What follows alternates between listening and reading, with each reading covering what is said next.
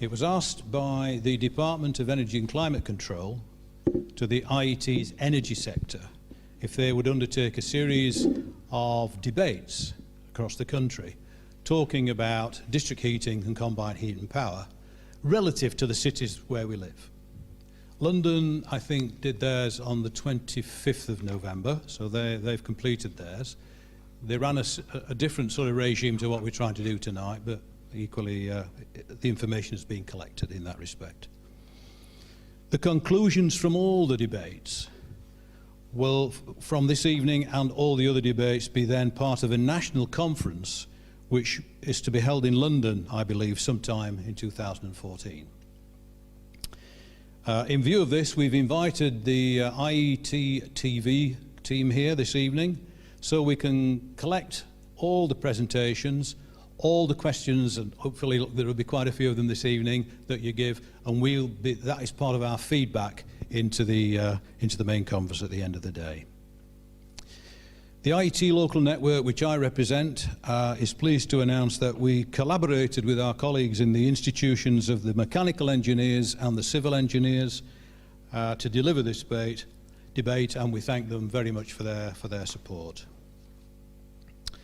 We're pleased to welcome this evening Professor Roger Kemp from the University of Lancaster, who's our chairman. Roger is a member of the IET's Energy Sector, and we have 5 knowledgeable panellists this evening, which Roger will introduce in due course as and when they're asked to speak. I want to stress that this is an interactive debate and welcome your support and input, please, as much as possible to the proceedings. I'd now like to hand over to Professor Kemp to start the debate. Thank you very much.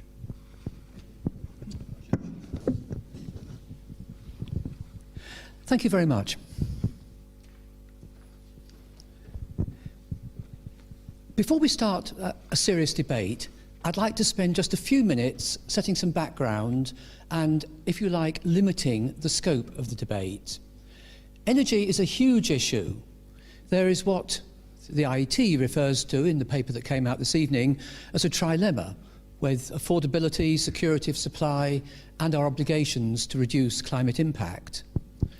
Within the areas of security of supply, heat is clearly an important one.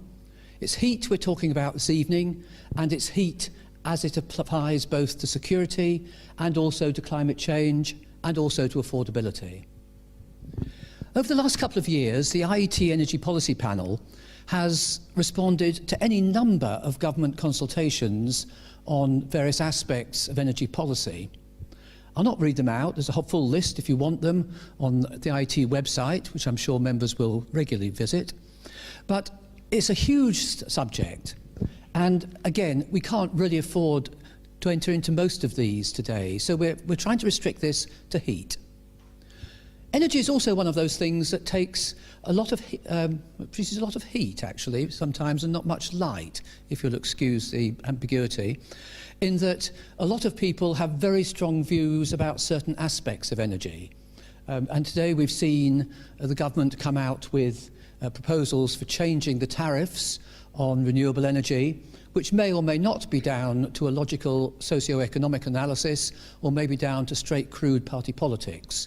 We'll doubtless find out at some stage.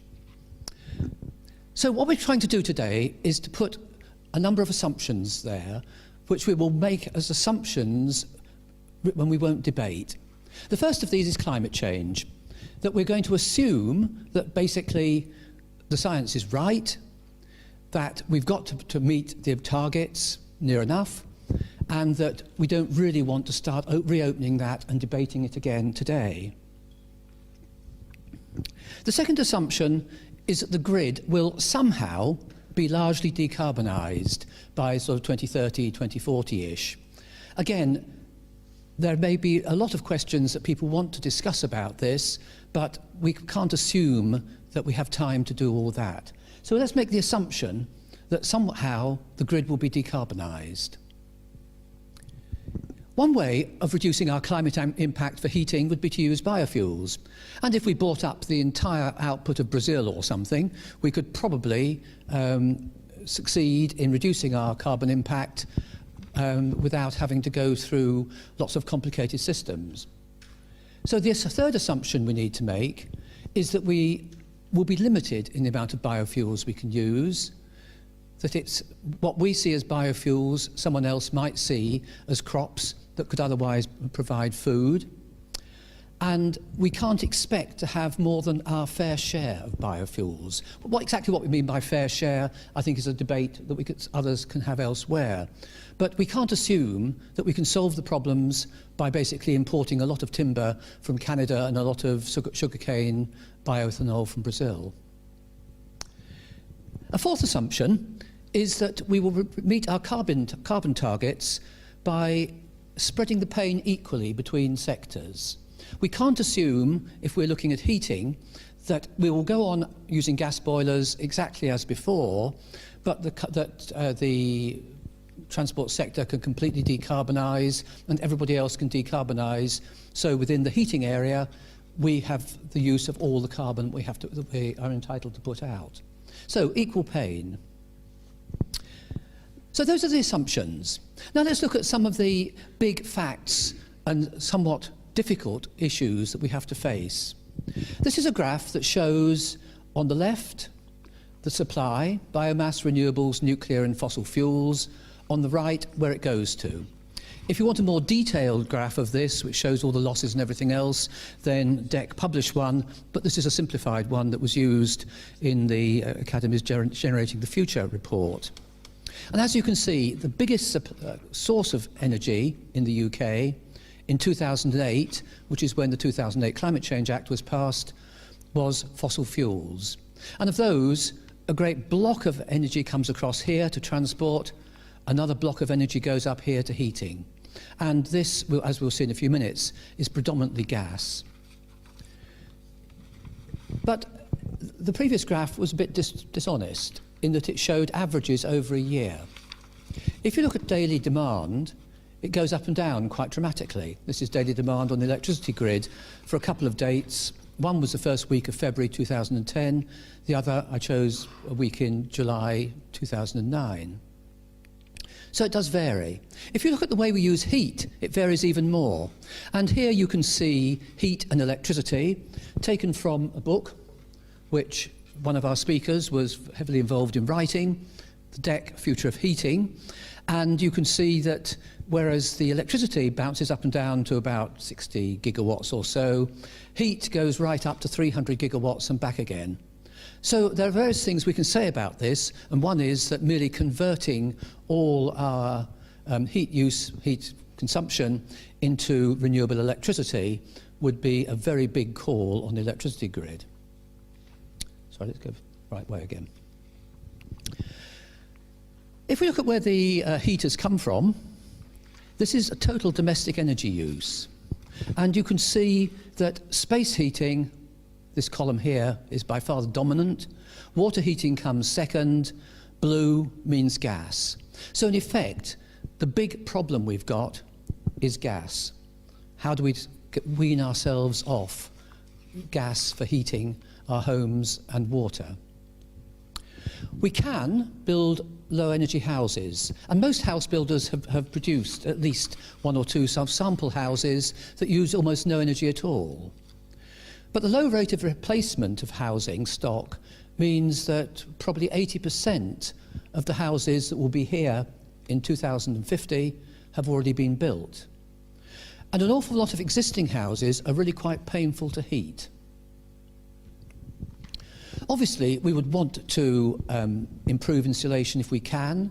If you've got a house that's easy to put cavity wall insulation into, then yes, it makes sense to do it. Similarly, if you've got a nice big open loft like that, it makes sense to do that. But if you have a house like this one here, it's not mine, but it's one just up the road from me, it is an absolute pain to heat. And you've got all these turrets and solid walls and all sorts of other things that make the simplistic solutions like this quite difficult. One way of reducing carbon, CHP and district heating. In Sheffield, this is a pathfinder town, pathfinder city for reducing carbon by refuse incineration, by low carbon generation and low carbon heat. But why are so few cities emulating Sheffield? You can count them on the fingers of one hand. There are rather more in Scandinavia, but for some reason in Britain we don't seem to have the propensity to install this type of equipment and these type of systems. So here's basically a summary of the problem we've got with heat. That we can't keep going using gas in the way that we have been doing in the past. That we can't use renewable energy and nuclear to meet the peak power demands. It would just be uneconomic. That although one can fit carbon capture and storage to a big power station, trying to fit carbon capture and storage to 20 million gas boilers in everybody's house and having a carbon dioxide network from there back to somewhere out in the North Sea isn't actually practicable. And yes, we can reduce the amount of energy we use in our houses by better insulation, but it's difficult and it's very expensive for quite a lot of the housing stock. So these are the 5 questions that the group that is putting together this series of debates has come up with for this evening. First, we'd like to look at what an effective energy system would look like. Secondly, what would encourage consumers to buy into district heating and CHP. Thirdly, what sources of heat can we exploit? Some of these might be described as waste heat, some of them might be described as low carbon heat. Fourthly, can a market economy of the sort we have in energy in the UK at the moment, can it actually deliver low carbon heat? And finally, what are the barriers that have to be overcome to meet our objectives? Well, we were told earlier that we have a very distinguished panel, and I'd like to briefly introduce them. Doug Barlow is, I've got his title right now, have I Head of Thermal Development and Training at Veolia Environmental Services. Paul Kay, who's with Vital Energy Utilities. Stephen Rippon, who is Department of Energy and Climate Change and is lead on their heat policy. Councillor Jack Scott from Sheffield Council. And Professor Jim Swithenbank, who has done all sorts of things, including, I believe, working on hypersonic jet propulsion, but I don't think that's part of the debate for tonight. So we have an extremely knowledgeable panel.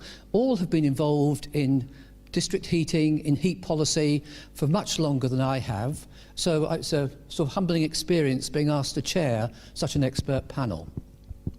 And now, I'd like to invite each to make a 2 or 3 minutes speech about what they see as the big issues. So, in alphabetical order, shall we start with Doug? Why not there if you've got a microphone? Thank you, Roger. A few minutes ago, Roger referred to Sheffield being a lead city as far as district heating is concerned. I don't know if you've heard of the South East London combined heat and power plant. It was an incineration plant commissioned in 1994, designed to supply 40 megawatts of heat. It's only just been connected. 18 years it's been sitting ready and willing, the operator ready and willing to supply heat, and it's only just been connected. As we speak, it's being commissioned. It only happened because the local authority supported it and was keen to implement it. It put the drivers together, somebody willing to supply and somebody willing to go that extra mile to get it installed. A key issue for the authority was affordability. So there was a reluctance to invest additional cash in larger pipes for expansion purposes because that affects the affordability. So my question there is, how do we future-proof these major investments? Because to put a pipe in the ground, the cost of putting a pipe in the ground is something like £1 million a kilometre. You can't go back and replace it with a larger pipe afterwards. But surprisingly, I don't know if you've seen the film with Kevin Costner in Build It and They Will Come. He said in the Field of Dreams, build it and they will come. And that's exactly what's happened. When that spine was going in the road, the developers started to phone up and say, oh, can we connect? Is there a chance of connecting? Have you got enough heat for us to supply? The developers couldn't work on the basis of the fact we were going to be there because they had to put their plans in, they had to develop their properties. Once we're there, they can connect. We couldn't invest in a speculative pipe in case the developer wanted the pipe, wanted the heat. So now we have the pipe in the ground, the spine's in the ground, it will expand, the potential is there. So again, how do we get this going? Sheffield City Council, as we've already heard, kick-started this network in Sheffield in 1975. They were determined to get it in, they drove it, and they've still got a massive interest. I won't talk too much about it because I'm sure the council wants to talk about that. But it's now supplying more than 140 properties with 100,000 megawatt hours a year. But the question is, do we have to have local authority involvement? Is that the only way to get district heating systems into service? A key issue for anybody who's connected to a district heating service is resilience. What happens if that plant that supplies the heat is down? How do we get our heat? So the answer is, well, why don't we have a number of suppliers supplying into the same network? Quite common in Scandinavia. At the moment, Veolia operate the heat source at the incineration plant, Veolia operate the network, and Veolia supply their own customers. So if we're going to change that, what would that model look like? How would we operate a network with a number of suppliers and potentially choice for the customers as well? So that's the question there. Ratcliffe Power Station produces 2,000 megawatts of electricity at full load. During that, it's putting 4,000 megawatts of energy into the atmosphere. If we could use that heat just for 60 hours in the winter, during the peak time we've talked about, for the 20 weeks of the winter, 12 hours a day, that would be equivalent to 1 million megawatt hours of heat.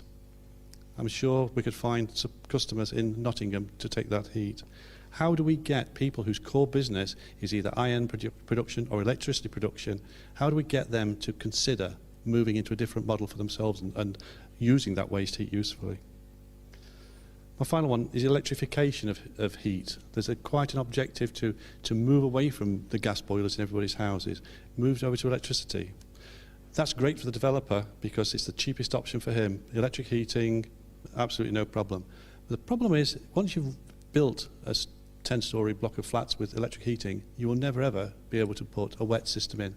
So you've got a conflict between the desire to electrify heat and the desire to have district heating networks. So how do we deal with a conflict?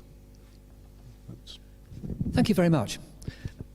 Going down in alphabetical order, Paul.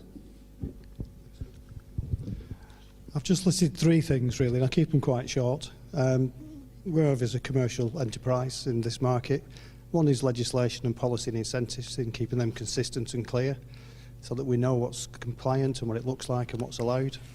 And there's simple examples of, like, if you've got CHP and you're putting power into the grid, it's what value is that? It's so variable across the UK. If you can't put it into a landlord's network, a private network, you put it into the grid and you're up to the, it depends what the grids will pay you for it. The other item is economic viability. I think Doug alluded to this on all these schemes. You need economically sound investment, and if you borrow money to do these schemes, the banks are looking for a reasonable return, 6 to 11%, and that kind of order. It can be more, but they're always looking for their return, and that's quite high. So the economics of these schemes need to be very sound. And you know, if they are sound, then the market will drive that direction, and also encourage innovation within the systems as well. And the last one for me is skills in the UK market. It's not just for design, it's not just for the build and commissioning, it's actually the operation of these schemes. Because to make them economically viable, you've got to sweat those assets, you've got to make them work hard to make the schemes financially successful. And that's key to all this, is upskilling the market itself to deliver those kind of schemes in the UK. Thank you very much. And next, Jack Scott, if you could give your views on what are the sort of key issues we've got to be looking at. Thank you. I think for us in Sheffield, there's a number of kind of key issues. We are desperate and very keen to expand our network further. It's almost at capacity now. We did in fact put on our 141st building onto the network earlier this week, which we're really pleased about. We want to do more though to expand that network. And I think there's kind of 4 key issues for us. One is around, which other people have talked about already, one is around kind of clarity and a level of leadership from the government nationally about what they expect to see, and linked to that actually infrastructure funding as well, because these schemes aren't cheap. The initial capital cost is expensive, and there is kind of only so much you can do to get away from that. So there is a level of resource that we at the council in Sheffield think the government should apportion to heat if it is going to be the sort of priority that the government is currently saying it is. I also think that there is something around a long-term commitment and a long-term stability in policy making as well that's really important to give both investors and local authorities confidence that, for example, renewable heat incentives will be around in 5 years or 10 years. And unless you have that, it's very difficult to plan for a 30-year period, which is what the Sheffield City Council did in the 70s, which is why we've got such a good network now. So we do need a level of stability in policy terms as well. I also think that for us, the next stages of our heat network in Sheffield are absolutely about extra suppliers and extra providers in our network to make sure we have resilience, but also that is the key way that we can expand our network as well. So we're really fortunate in Sheffield with so many manufacturing companies. People, I'm sure, from Sheffield here will know Forge Masters, who are a major engineering company who generate an awful lot of waste heat that actually they really don't need anything. They have no use for that heat at all. It is an almost complete byproduct to the products they're actually making. And we're really keen to work with engineering companies like Forge Masters to take that excess heat from them and use that to build resilience into what is already the biggest network, I think, in Europe. Also, though, I feel like I have to say there is an issue here for us that's fundamental. The reason for doing this isn't just because it's good for our economy or because we really need to get that infrastructure in place. It's because of climate change, and we're really, really clear in Sheffield City Council in policy terms that climate change is the defining social justice issue of this century, in very much the same ways perhaps war was in the last century. And it is a fundamental issue for it is about the economy, and it is about the environment, and it is about engineering, and it's about power. But actually for us it's about social justice, and the reason to tackle it is because it is the poorest people on our planet who will feel the brunt of climate change worse, even though this is an issue which is predominantly caused by richer countries. And it's also the case in Sheffield, as an example. It is the poorer parts of Sheffield that suffer more from food price rises, for example, than the richer parts in what is quite a divided city. So for us as a city council, there's all kinds of reasons to tackle this and to prioritise the growth of our heat network, and it is something we are really proud of. But the fundamental reason actually is because it is one of the very few tools that we have in order to really effectively tackle climate change as a city. Thank you. Thank you. I'm afraid, Jim, this leaves you with the sort of challenge. You've already been given a whole vast range of challenges. So what else is there that we ought to be looking at that you see as the big issues to be discussed? Thank you very much, Roger. If you remember, you asked me to give an academic perspective, and so I'm going to try and look at things fairly objectively, the larger view. What we're setting about to do here is we're aiming to solve the world's biggest problem, and we sit in front of you guiding that way that goes. And we've heard already that it's going to be expensive. However, some of the industries involved in this process, for instance the district heating, are industries that are used to long-term investment. For example, if you build a power station, you don't get your money back, the millions that it took to build it, in 2 years. You're investing for a long time. Building a water distribution network, similarly, and the district heating network, again, is a long-term programme. And the example is shown very well all across Europe. Most of the countries are quite a bit ahead of us. Scandinavia, as we've already heard, has extensive district heating. For instance, Helsinki, 92.6% of all buildings in Helsinki are on district heating. Vienna, a town similar to Sheffield, has 1,100 kilometres of district heating pipes. It has 4 incinerators and 5 small power stations. So we can learn quite a lot from the continent.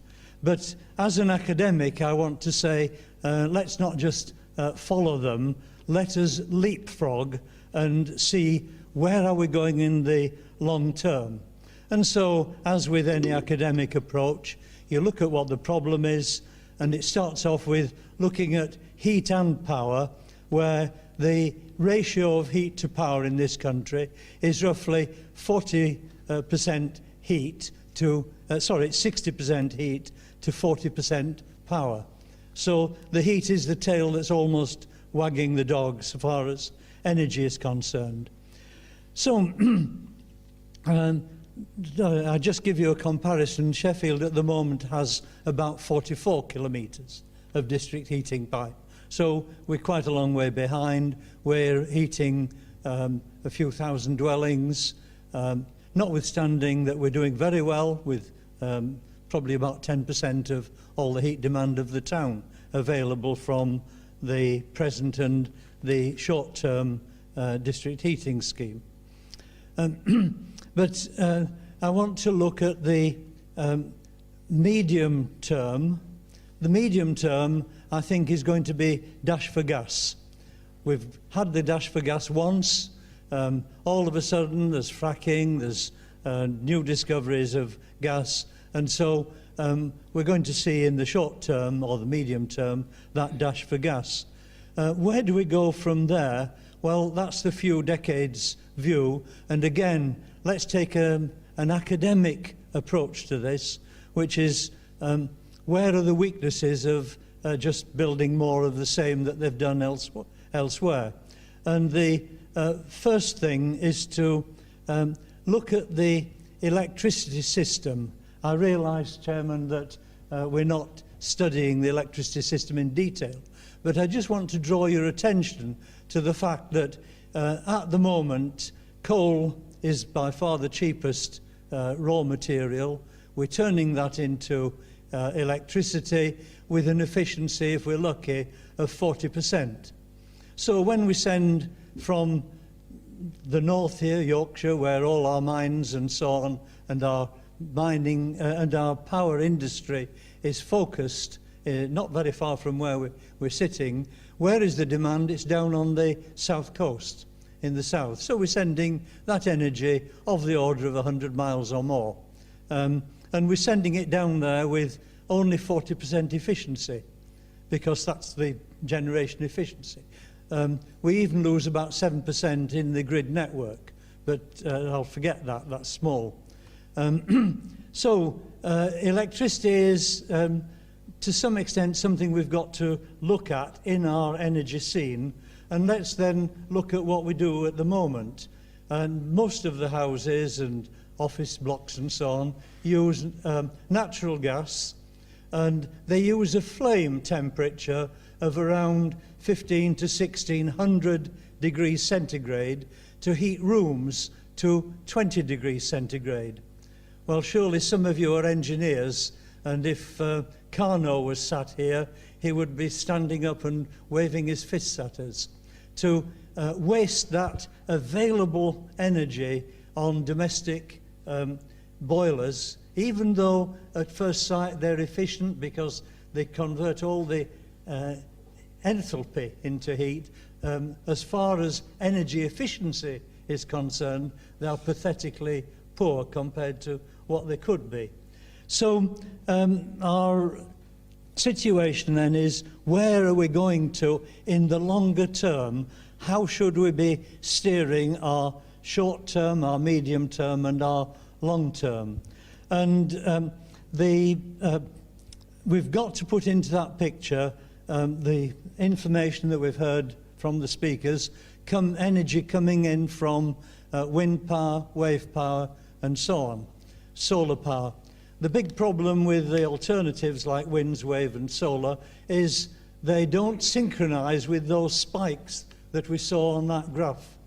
That is, we don't get the maximum energy from these alternative sources when we actually need it, especially when we need it as heat. So we have to look at the dynamics of the process to see this. Well, the long term, I would therefore suggest, is when we've gone through the dash for gas, gas isn't going to last forever. We're not going to have an all-electrical solution to our problem for the reasons that we've heard, the spikes and so on. So we will have to have an intermediate energy storage system. We've heard of water storage, and those of us that have looked into water storage, and I know at least one person in the audience spends all the time looking at this. The time constant of water storage is of the order of hours to the odd day. In other words, it can help us fill in the fluctuations in the day, but not the fluctuations over the year. To fill in the fluctuations of the year, we have to have a larger energy storage, and the most obvious one to actually store energy rather than store heat, because that's the primary level we're at, is gas, is hydrogen. The way we see the hydrogen is if we take our present power stations and convert them into gasification units, we're now in the medium to long term, taking the coal, which will then be available for at least 150 years, into hydrogen, sequestering the carbon dioxide, because that's already available to the power stations in the Yorkshire area, or the area around here. We take that hydrogen and we feed it down to the south of the country. Or if we look at China, we feed it from the mines and oil wells and so on in the extreme west of the country to Beijing and all the demand down the east of the country. We send it along as a gas, as hydrogen, and the energy loss in pumping it there is very small, less than 1% typically, and we are sending twice the amount of energy to the cities, and we're sending it as a clean source of energy. When you burn that hydrogen in a CHP unit, it is, or the waste product is water. We're not making serious pollution in the city. So the long-term solution that we would see is gasification units providing hydrogen for CHP. How do you use that hydrogen for CHP? You use it in two forms. For the suburban properties, we use the existing gas pipes. That saves us a huge amount of investment in a pipe network that may have hundreds or even thousands of kilometres. We put the hydrogen, it's already there into all the homes. What we need to develop are small CHP units, and they are being developed now. Fuel cells, internal combustion engines, Stirling engines. The technology is there and is ripe for development in the timescales that we're looking at. Thank you. I think... if I can just finish... Oh, certainly, yes. Point, the larger plants need a network of units, CHP units, of about 50 to 100 megawatts that supply office blocks and so on from the hydrogen with their energy, but we only have a fairly limited investment in the pipes. Thank you, Chairman. Thank you very much. Well, I think particularly we've almost answered the first question. So this is the question that was put up by the group in London that was suggesting questions for these various meetings.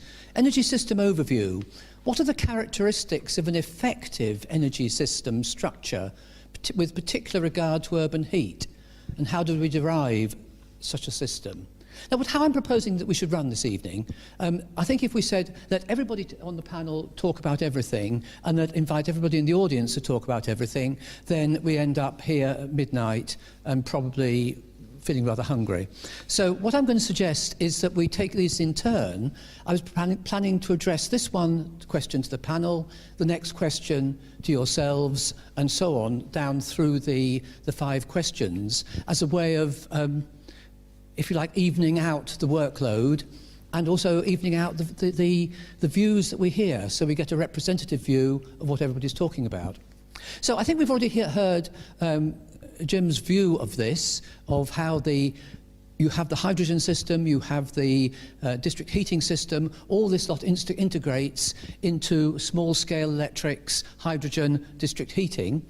Other members of the panel, who has a view about where we're aiming for long-term? What do we see as nationally the long-term energy system that will solve our trilemma of affordability, carbon capture or carbon reduction, and security of supply, particularly with regard to heating?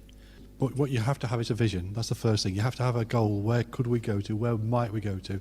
I completely agree with the no regrets issue. I think it's a cracking word, that, because the worst thing is you go one way and you realise you've spent a lot of money on something that's no use and can't be used anymore. We have a district heating network in Sheffield. It works. It'll be here for 20, 30, 40 years' time. If we do have hydrogen, if it comes along, then that can be used as the heat source for that network. Where the network isn't connected, you can have local delivery of heating and fuel cells and such like. So to me, it is moving along the road, moving along slowly, moving left, moving right, but aiming always for that vision. And that's the most important thing. And I think that is a good vision, is looking for that new fuel source for the future. Any other visions, gentlemen? Right, well, I think we've got there a fairly coherent view, actually, of what people are hoping for. What I'd like to do now is to move on a minute or two earlier than I'd originally intended onto the next topic, which is consumers. And this is really what would encourage consumers to buy into district heating, CHP, and more generally low-carbon heat. Would you do it simply for the moral virtue, for standing there and feeling, I'm doing my bit for reducing carbon? Would you do it because of cost? Would you do it because of comfort? Would you do it because of affordability? Would you support district heating, as has been suggested, because it's an egalitarian way of helping the less well-off within the city? So, we have a volunteer with a microphone. Please use the microphone, because IET TV doesn't have those lovely boom things that you see in sort of question time and so on. And so if you could hold a microphone roughly like this, so you don't sort of make too many popping noises. Who would like to start? What would encourage people? Thank you. David Hurst, Institution of Civil Engineers. Firstly, are we taking questions on the first point you raised? If you want to raise something briefly on the first one, yes. Yeah, there's a broad point I think I'd like to raise, which I think is very fundamental to this. I don't believe we're really taking seriously the global competitive issues here, that we cannot undertake our aspirations on managing the energy trilemma independently. Our energy cost, whichever way we slice and dice it, is financed either through central taxation or through the end users paying the bills. On either of those counts, we have to be competitive globally, and we have to remain competitive at all levels. So we look at people like Forgemasters. They won't be here to pump heat into your network in Sheffield if they don't get certain subsidies on the way the energy market reforms moving forward. So they will suffer. So I think we need to be very clear about that energy trilemma, that as engineers, one of our jobs surely is to do what any fool can do for £10, we should be doing it for £1. So we should be managing and developing the infrastructure to supply those solutions. And I very much like the general comment from the panel about the no regrets way forward. And I think the difficulty with that, though, of course, is spotting a no regrets decision before the event is quite difficult. We can all be wise after the event. But I think there's a lot of challenges in getting the economics right, and I think we need to be very, very clear in all our discussions tonight about the importance of that, and the actual, the Treasury will not support decisions which are putting huge obligations on central government or on end users, which can't be sustained over time. So we talk about sustainability, we need to think about economic sustainability. So thank you. Right. I think we've all had situations where at the time we thought no regrets, but a few weeks later, perhaps we did, or after we'd sobered up, depending on exactly the timescale, we decided that perhaps we did have some regrets. Who would like to talk about the reasons why people might, as individuals, say, I want to hook into that district heating network? There's a person down here, perhaps?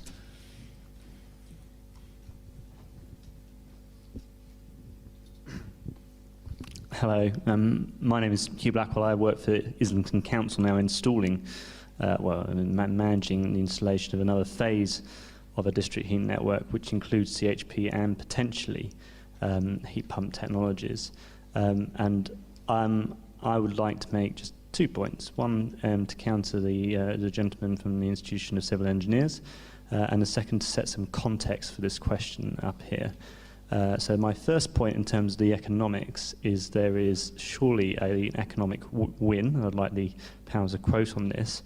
In terms of looking at what we pay currently for our electricity, we effectively pay for our heat, or a large proportion of our heat, and that's just being thrown into the atmosphere. And in doing some of this, surely there is some diversion of what we currently pay already in our electricity bills back into the UK economy, and quite a substantial stream of revenue to actually start funding some of these types of systems. But I do agree in general with the point that this has to be economically sustainable. Which moves me on to my second point, which is, I think, the consumer's context of this, because I go to a lot of events and talk about this and various things and have spoken myself on the subject, but the majority of individuals are not that interested in heating. And the markets that we are working with is effectively, it was put very well by a gentleman from the CHP Association recently, when a boiler breaks, someone rings up someone they know to get them to come and put a boiler in. Usually that boiler is not sized in any way, shape or form. It's just bought from one off the shelf from somewhere. Usually that system is not cleaned in any way, shape or form. Usually that boiler is put in, turned on. It could be set to the highest setting possible, which is very inefficient, and then it is left to run for the next 10 years, and people get upset that it is very expensive. That is a very low capital cost way to build a heating system. It's very difficult for any of these systems to compete with it on that kind of perspective. And ultimately, I think what will make consumers come and buy into this type of heat system is when they don't have to worry about their heating. It is just all done for them. How that is delivered economically is a slightly different question. Thank you. There's a comment over the gentleman over the corner there.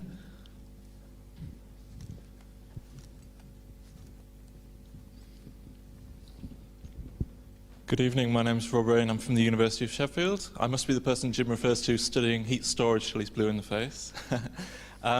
I was at a heat conference last week, and it was an interesting point was made there by Which, the consumer group. And they were saying that the level of trust is very low, particularly for energy companies. It's worse than the trust of bankers, and it's worse for the trust of car salesmen. So what my thought on the back of that is, there's a real opportunity for communities to take ownership of this sort of scheme. If they're able to share in the profits of it and see that security of supply for themselves and know that they're not going to be ripped off, if they can take a bit more control.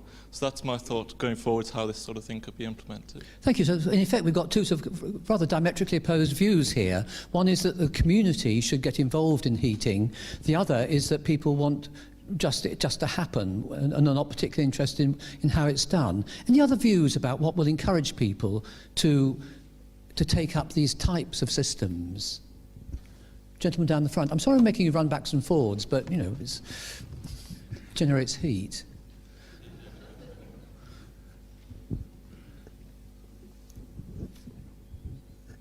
Hello, Patrick Mason, IET. I was interested, there was mention by, I can't remember which one of the speakers mentioned it, about the new build apartment blocks in this country. Most of them have been built with electric heating installed because it was the cheapest means of cheapest installation or capital cost for the developers of those apartment blocks. If you live in an apartment block, you don't have any choice to change once it's installed. In the initial build, the occupants of that type of accommodation are compelled to use whatever is there. So in answer to that question on there, what would encourage consumers to buy into district heating, CHP and low carbon heat if they didn't have any choice? In other words, if the development was made with the district heating and CHP in mind. This is beginning to sound place. a bit like East Germany circa 1970, isn't it? I'm not advocating that, but what I would say, what I would say is that building regulations and incentives to developers would make the playing field a bit more, if not biased, a bit more level to make district heating competitive to the easy way out, which is to put electric cables in. Thank you. Could I just take a straw poll? How many people here live in a house that's heated by the Sheffield District Heating Network? How many people work in a building that's heated by the Sheffield Oh, right, okay, so there are plenty of people in that category, but in terms of domestic, we're probably not in quite the right part of the city for that. Any other issues about what would encourage consumers to buy into it? How fussy are people about price? Does it have to be cheaper than anything else on offer? Or would security of supply matter more to some people? Thank you. Mike Diprose, retired. I rather suspect when you look at consumers, one's talking about several million people, nationwide, millions of people. I suspect some form of carrot and stick may well have to be applied to very large numbers. For example, I'm not saying this is the best way of doing it, but perhaps we, every individual, could have a certain quantity of energy that was at reasonably low cost, perhaps a half or 1/3 of what we're paying at the moment. Above that level of energy, perhaps a punitive cost. But it's not, that's the best way of doing it. It's that idea. So consumers are both encouraged and forced into looking at different ways of doing it. And also I live in a rural community out in Derbyshire, so we would in fact be a long way away, I imagine, from being able to be connected to any of this sort of system. Thank you. Thank you. There's a gentleman there. Second bite of the cherry, I believe, is the technical term. I suspect it might not be the second only tonight either. Retrofitting heating into existing housing is an absolute nightmare, even with heavily discounted energy costs, heat costs.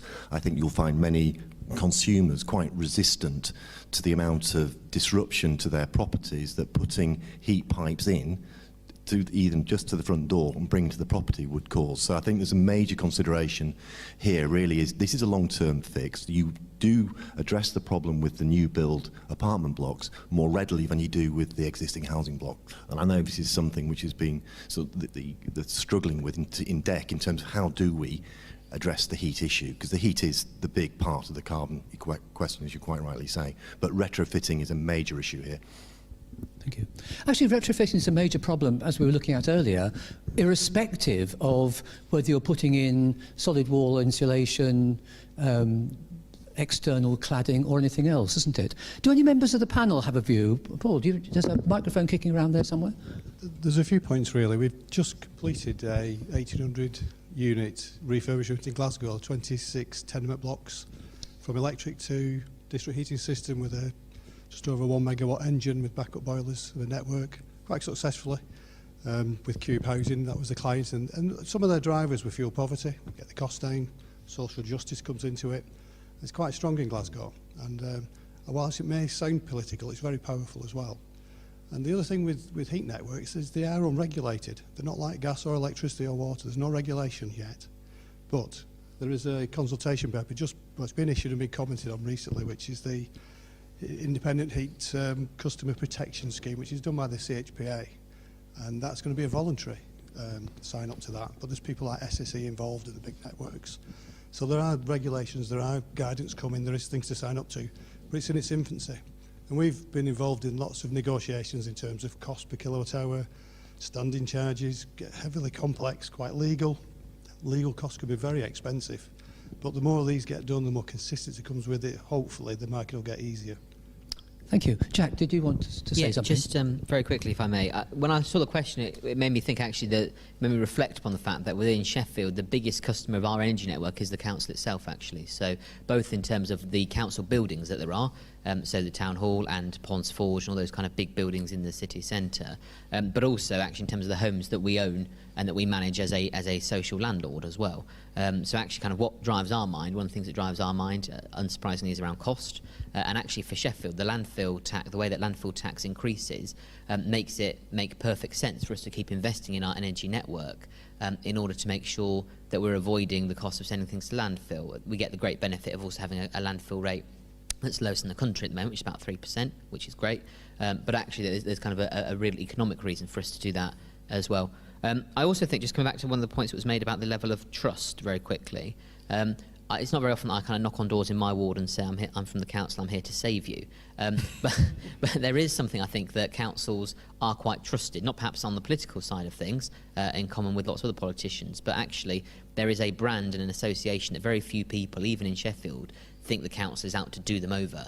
And actually, certainly one of the things that we found when we had our free insulation scheme, where we insulated about 30,000 houses in Sheffield, saving about £3 million on people's bills, actually being able to say, these people were from the council and had an accredited council kind of badge and ID, meant we were able to offer free insulation to far more people than I suspect we would have been able to do had those people been knocking on doors saying they were from British Gas or E.ON or Carillion or somebody like that. So I think there is an important role for the state and for local authorities in particular to pay.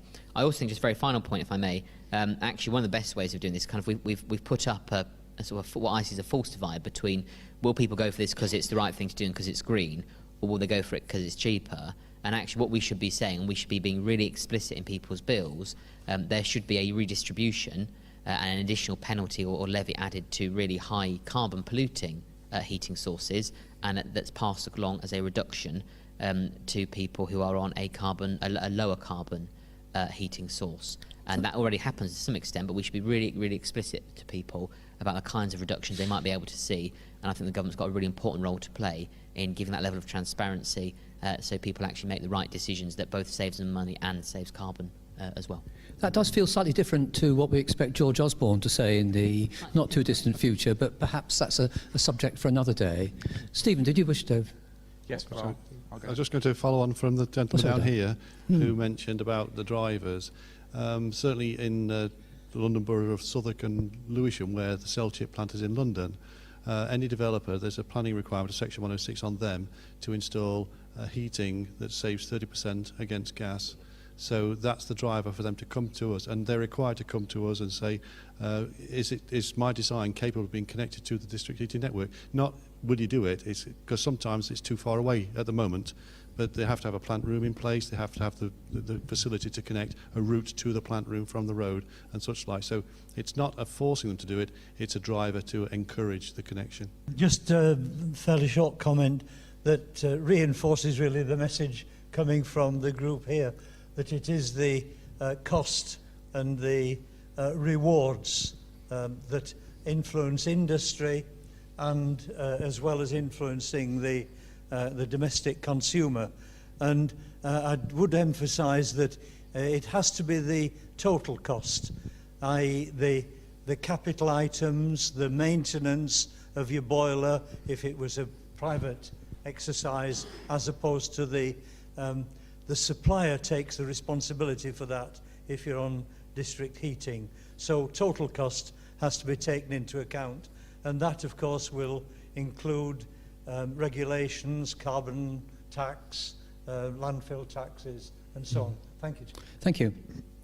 I think that neatly brings us on to the next question, which is, where do we actually get heat from?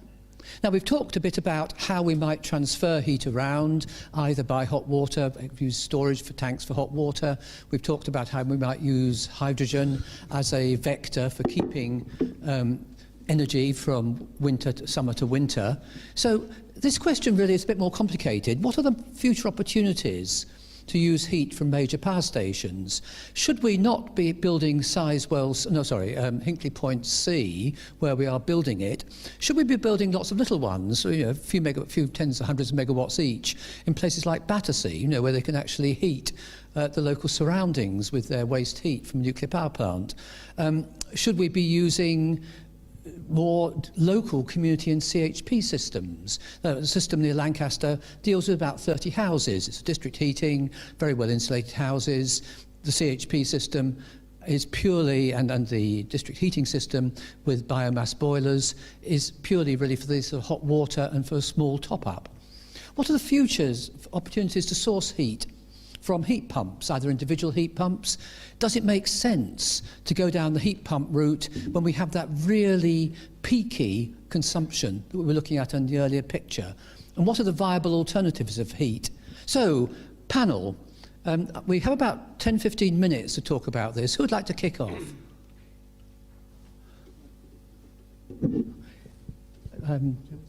Doug, do you want to? Okay. I'll just tell a story about a project we were looking at quite recently. We were looking at building a plant in a part of the country, and the site we were looking at was adjacent to a CCGT gas-fired power station. And we went to meet them and said, well, look, what can we do together? What can we do? Can we supply our electricity into your transformer? Can we use your cool condenser? Just looking at ways of working together.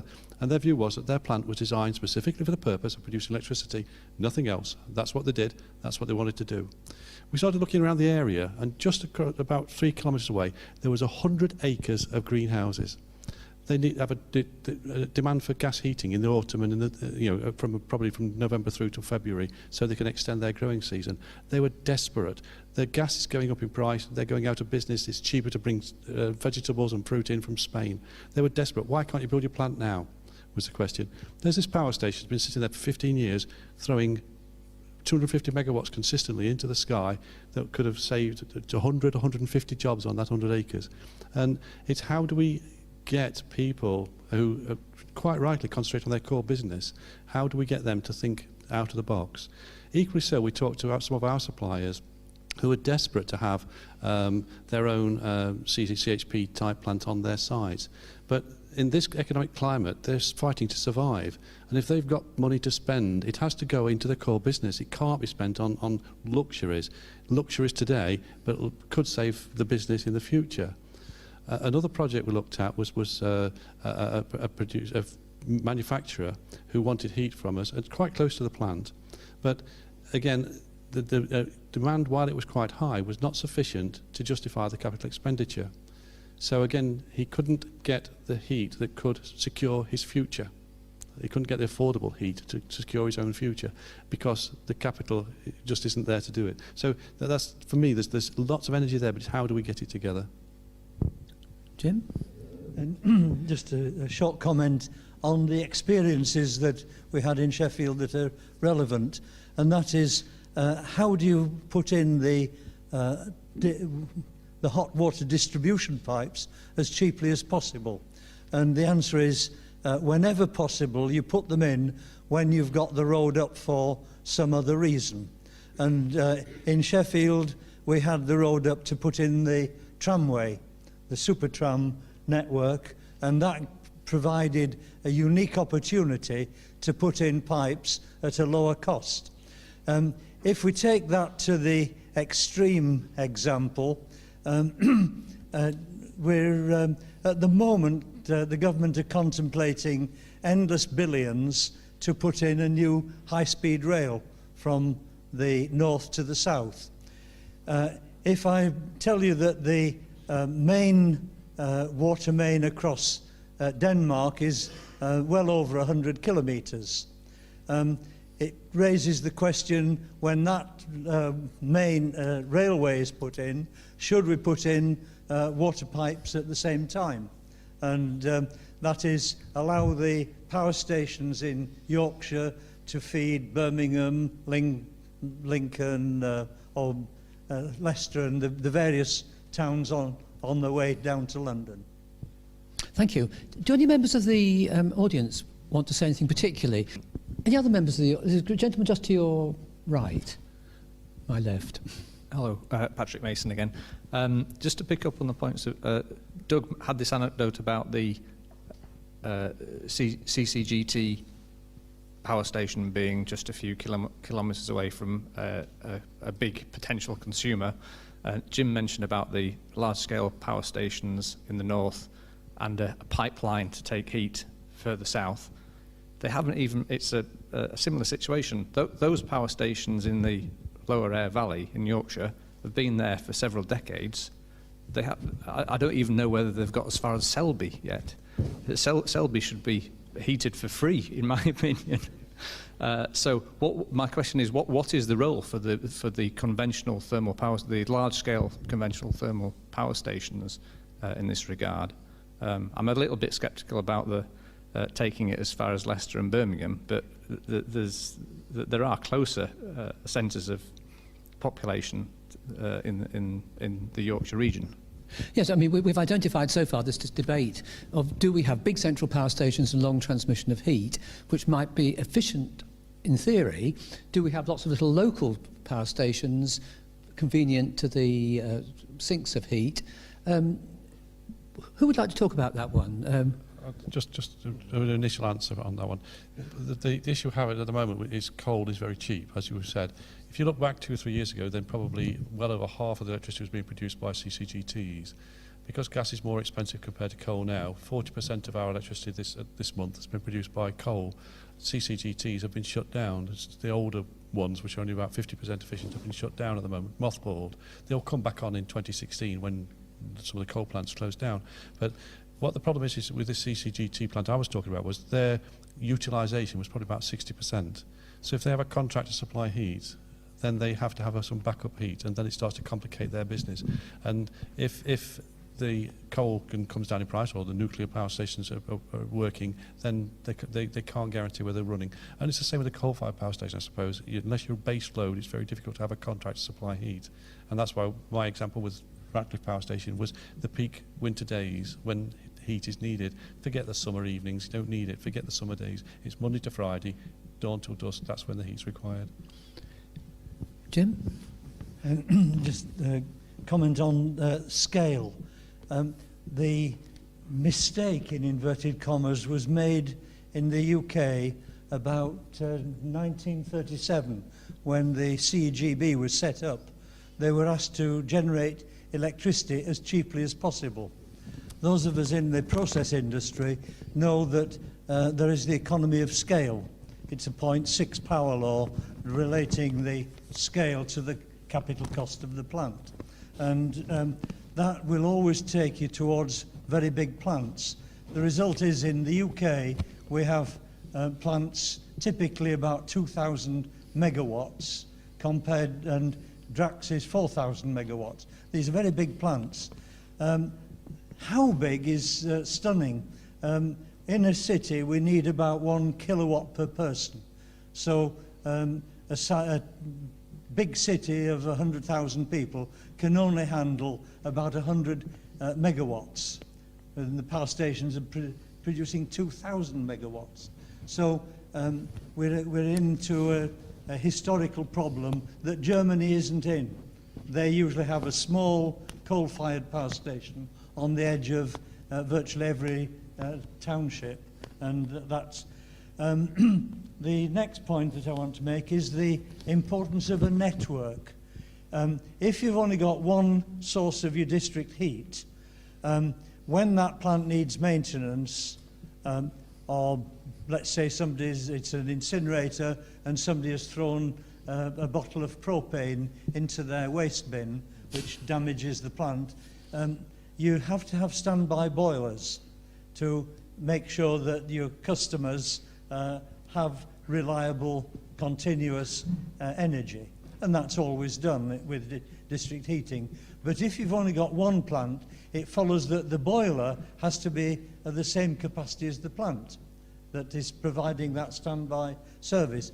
If, however, you have, let's say, 4 plants or 4 other sources, one may be landfill gas, one may be a steelworks, one may be an incinerator, one a small CHP unit on a hospital, then there is enough flexibility that your carbon emissions are way, way down, because the network doesn't need to use standby boilers, which are always the things that push out the carbon dioxide.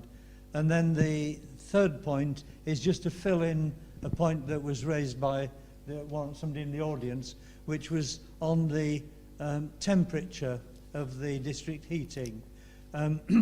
If you're building a new housing estate, you have the opportunity to make the punishment fit the crime, i.e.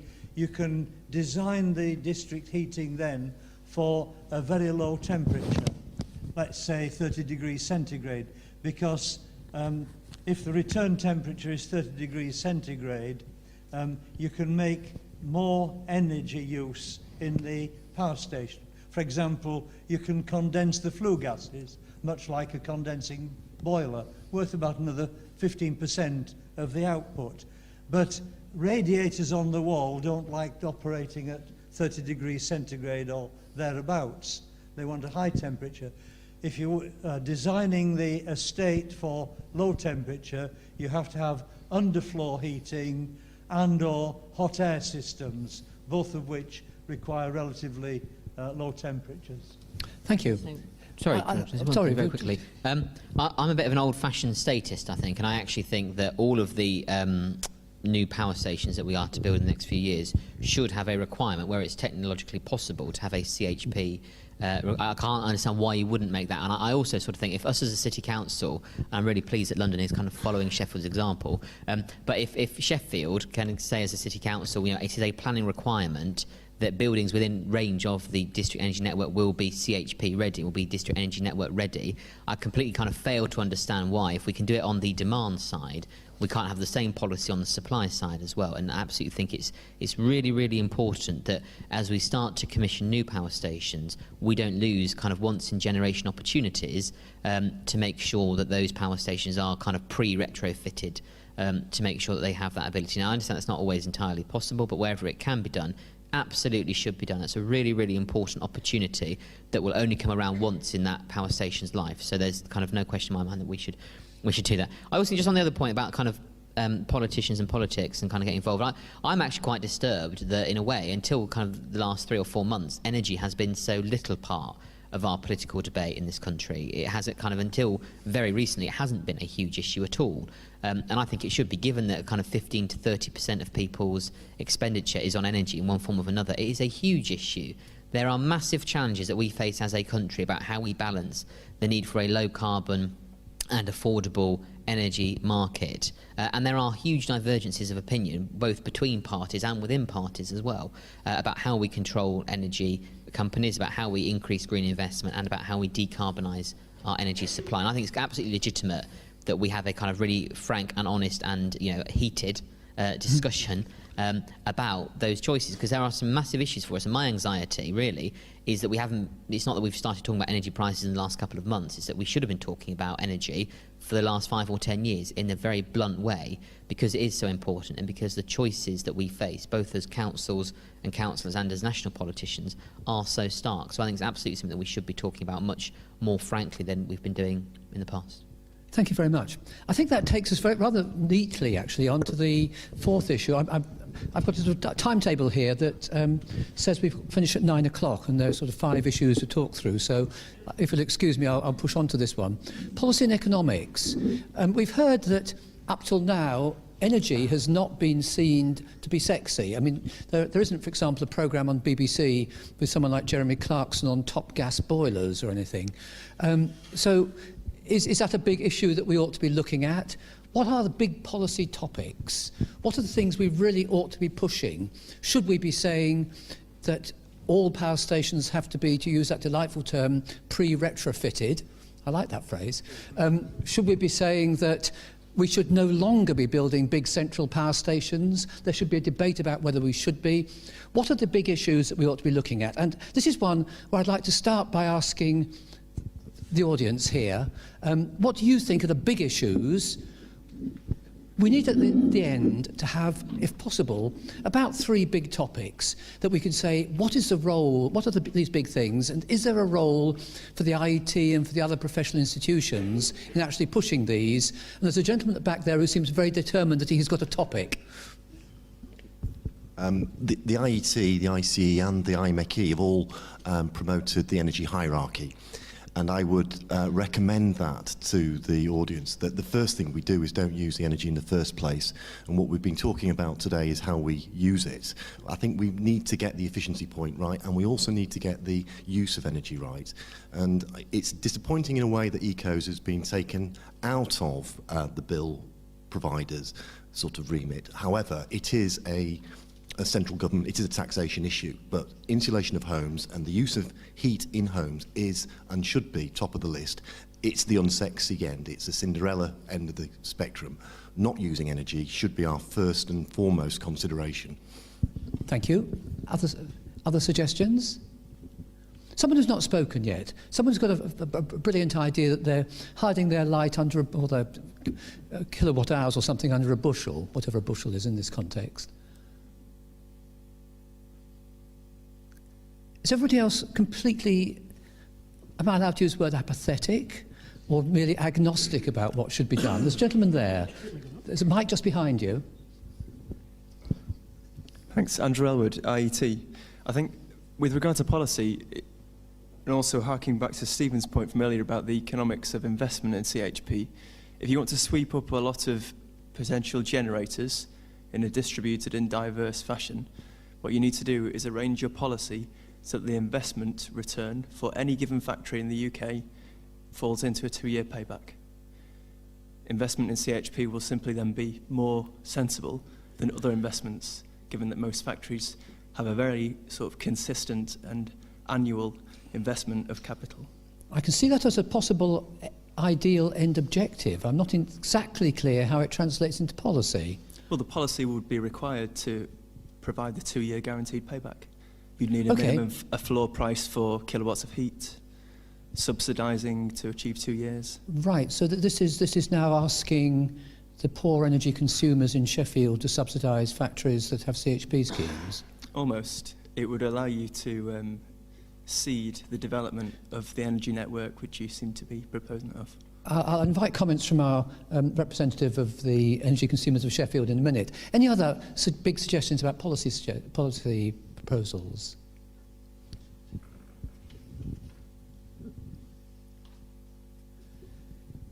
What a remarkably quiescent floor at the moment. I thought there were two things really that I think are really important.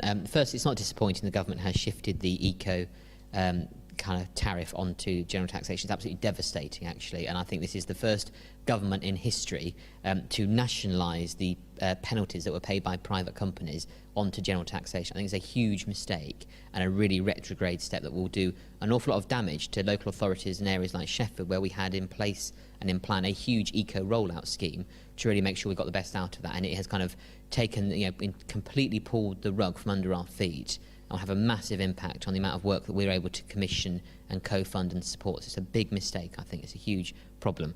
I think the big issue for us in terms of policy actually is a common thing for me, I'm afraid to say, which touches on the point that was made a moment ago, which is the fact that very often the debates that we have in this country, particularly kind of at national political level, infantilise the public, I think, actually. They treat the public like children. And they kind of say, yes, you can have your cake and you can eat it. In fact, you can have your cake and eat it 3 times over, and there's no difficult decisions to be made. And yes, everything will be fine. Just vote for us and we will be okay. And I think actually one of the role, and maybe this is part of the role for the IET, is to do a lot of public education really about actually where our energy comes from at the moment, about the impact and consequences of climate change, and about the kind of the ways in which energy seeps out of the network as it stands at the minute. Because certainly kind of when I go and talk to lots of people, you get a whole range of opinions and views from people, and I'm quite struck by how much more we've got to do to really educate people about where energy comes from, about kind of the dangers there are around climate change and what that will mean in 20 or 30 years' time. And some of the ways that we're trying to help people. So for me, kind of one of the things that's really important in terms of public policy is for us to sort of stop presenting kind of win-win-win-win-win choices for people, and actually having a much more kind of adult-to-adult conversation with the public, which very often only takes place in kind of forums like this, where it's all a bit more kind of cerebral, and we've got time to think about it all. We've got to do a much better job, I think, as leaders in councils and in the government, of telling people actually there are some really difficult choices that this comes with. Paul? I'd just like to respond to that, Stephen, a little bit. Being on the business end, we are looking at stretching the payback periods. We're looking at 10 years now, because a lot of the carbon energy framework, which is the hospitals and healthcare, is 15-year deals, so it's financed over the first 10 to 12 years for the payback, because of stretching the deals. It makes them economically viable. So there's lots of opportunities there. And even before, one of the other questions was there's opportunities for community heating schemes. We're seeing that. I'm not saying it's an exponential increase, but it's a significant increase. The number of inquiries, the amount of work we're doing, we're expanding just to meet that demand, and there's a real growth in that market. And I also think a role for the IET, certainly from what I've heard tonight, we deal with generally down at the building ends, it's housing developments, it's mixed use, it's often universities, campuses like this, it's hospitals, and some of the schemes are 10,000 dwellings. They're quite sizable energy centres and plants and investments in the network. But there certainly is a role for the IET when you're talking about power stations near cities on a smaller scale that feed the cities. There's definitely a role there, because that's not.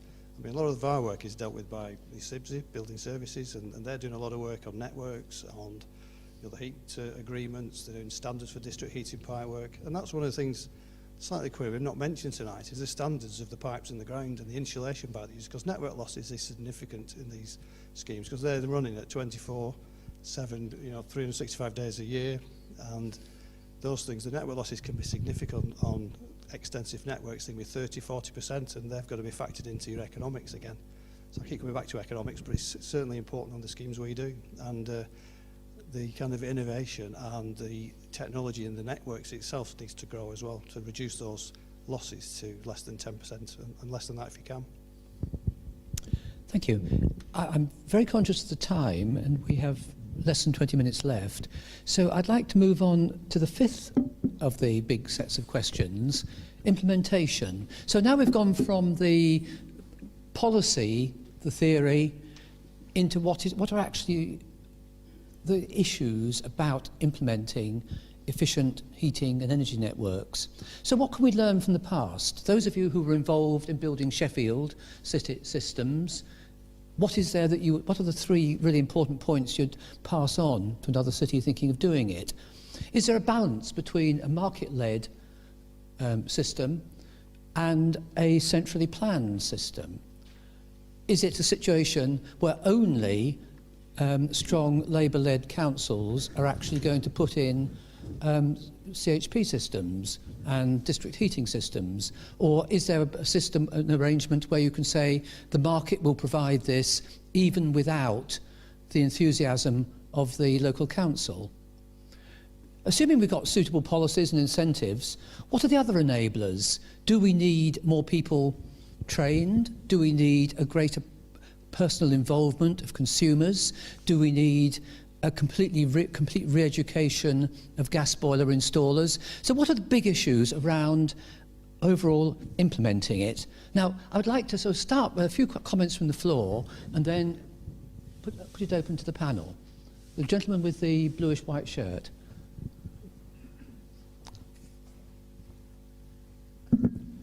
David Keeble, IET.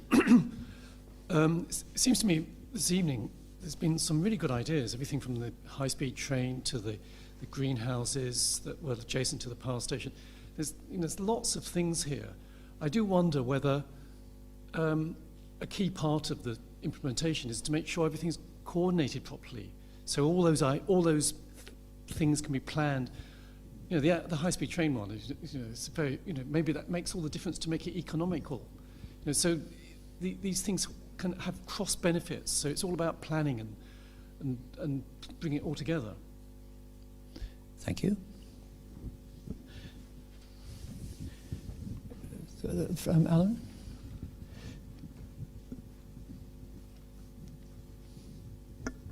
Yeah, Alan Chater, I just thought about time I made a contribution from the floor.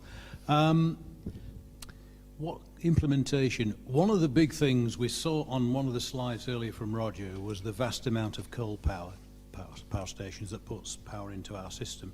Yet there's a massive iron decommissioning system in the plan because of our carbon content. So we're talking about new policies, but we also have to balance that against the decommissioning program that the government has set. And that's massive when you consider the volume of coal-fired power stations here at the moment.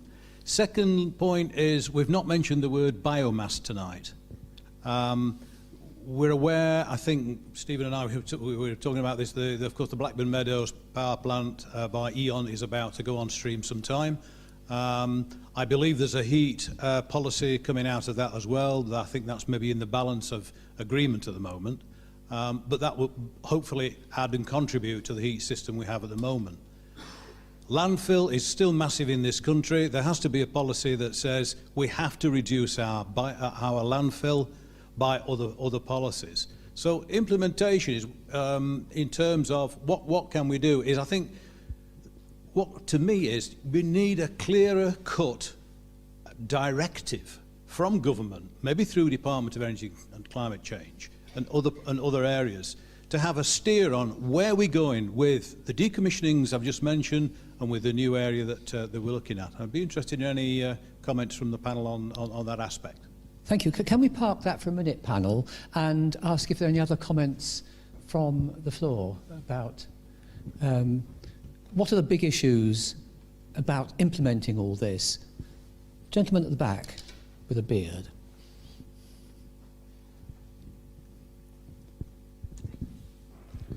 David Tattersall from the ICE. One of the panel mentioned in the introduction that there was a problem with skills, but didn't elaborate on that at all. At what level are we talking? Are we talking graduate, postgraduate, primary, basic literacy and numeracy? And depending on what the answer is to that, who should be putting it right in the short, medium and long term? Are you talking about technical literacy of consumers or about the installers? I think the reference was to the people operating the systems, designing them, and not the consumers. Thank you. Other issues that people wish to raise? Well, we have just over 10 minutes left. Panel, who would like to kick off talking about implementation and the issues? Jim? Sorry.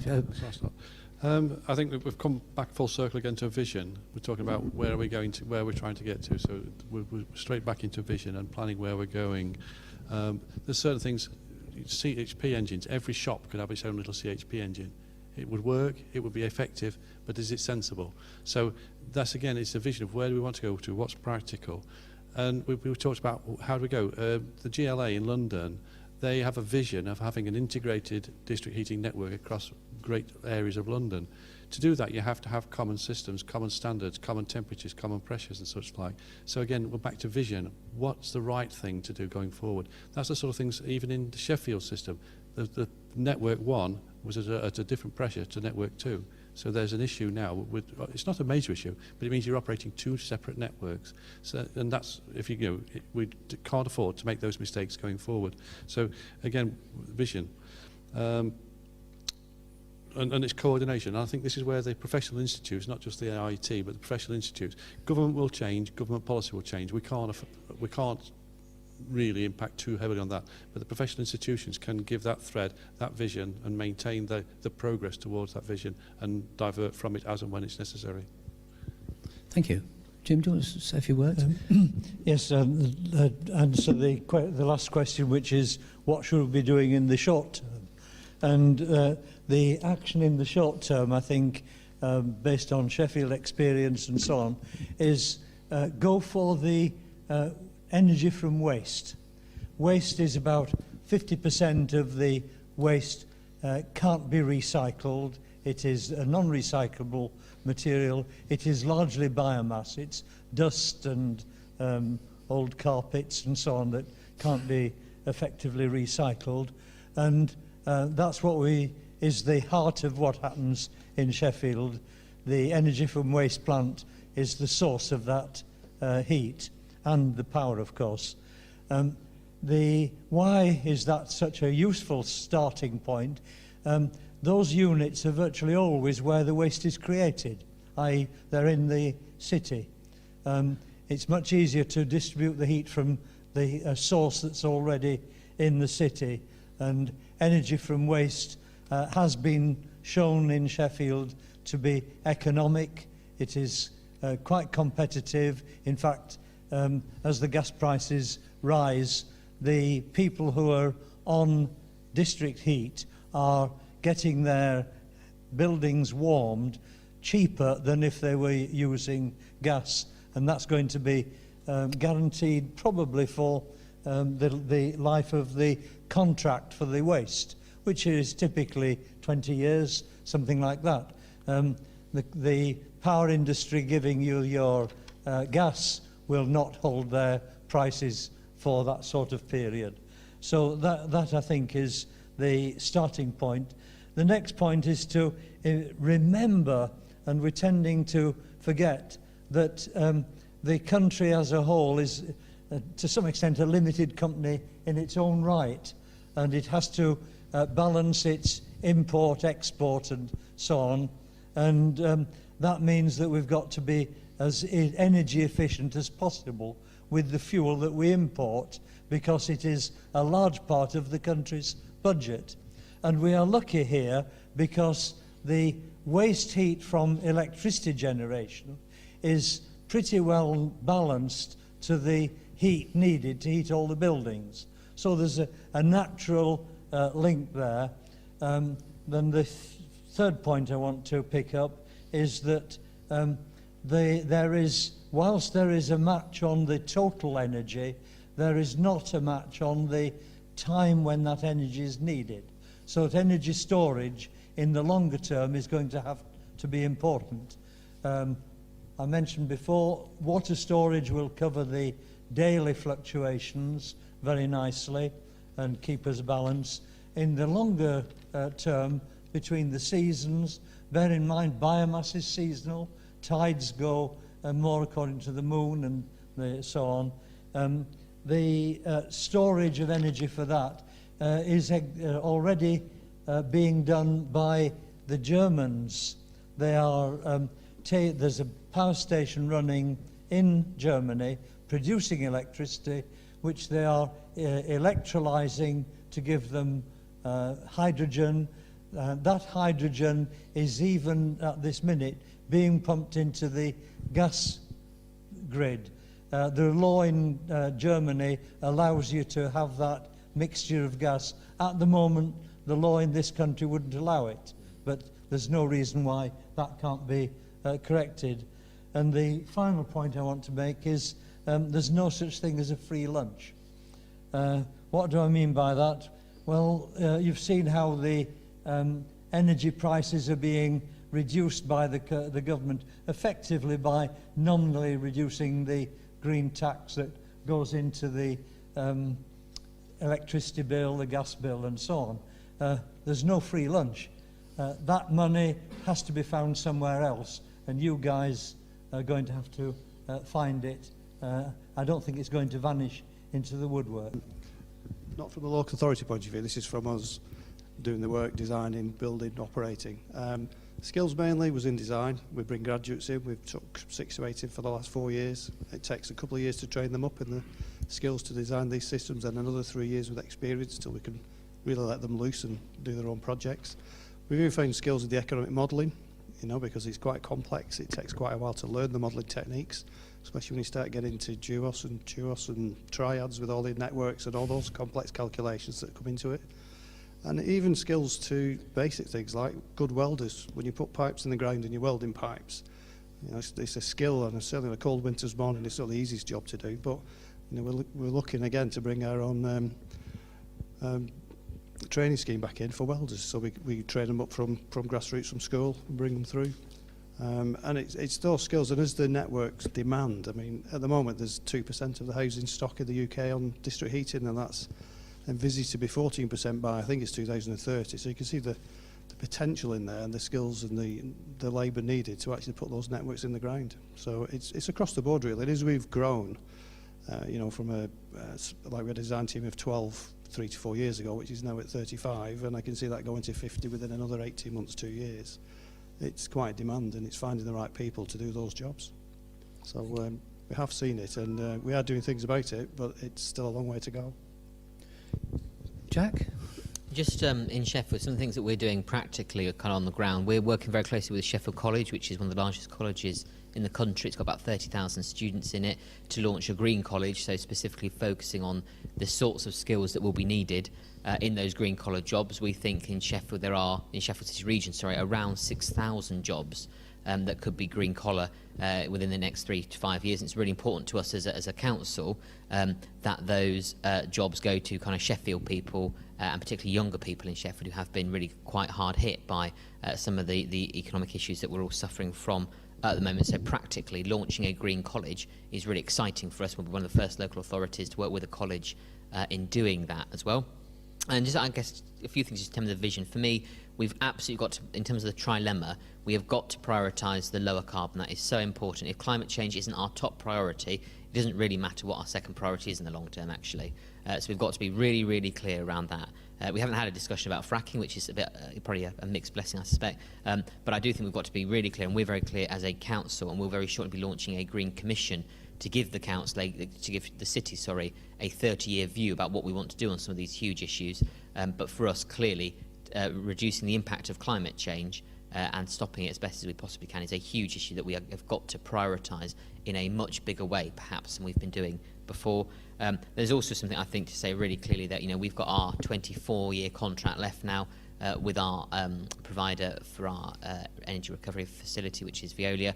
Sheffield City Council is absolutely committed to this for the long haul. This is a really important part of our USP as a city.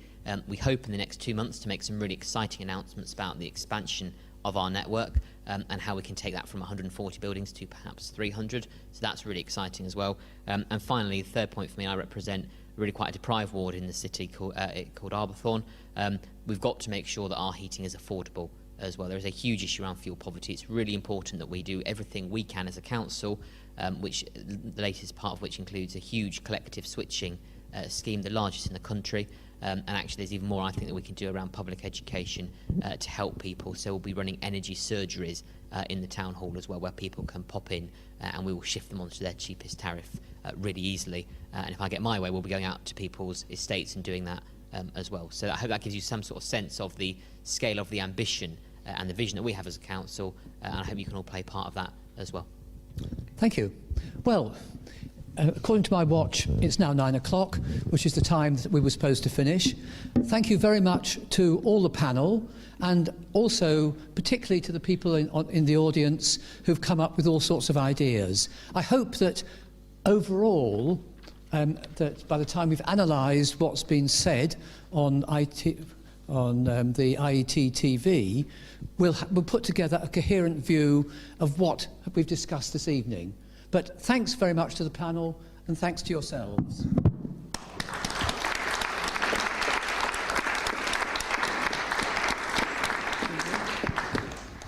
Many thanks to the panel. Very knowledgeable panel here. It's taken quite a while to facilitate this setup. I think a lot of you know that, the time it's taken to do this. I think it's been interesting and thought-provoking, and I think you walk away with quite a lot of new knowledge that probably you weren't aware of when you first arrived. So thanks very much for coming. Thank you. Thanks, Great. Roger.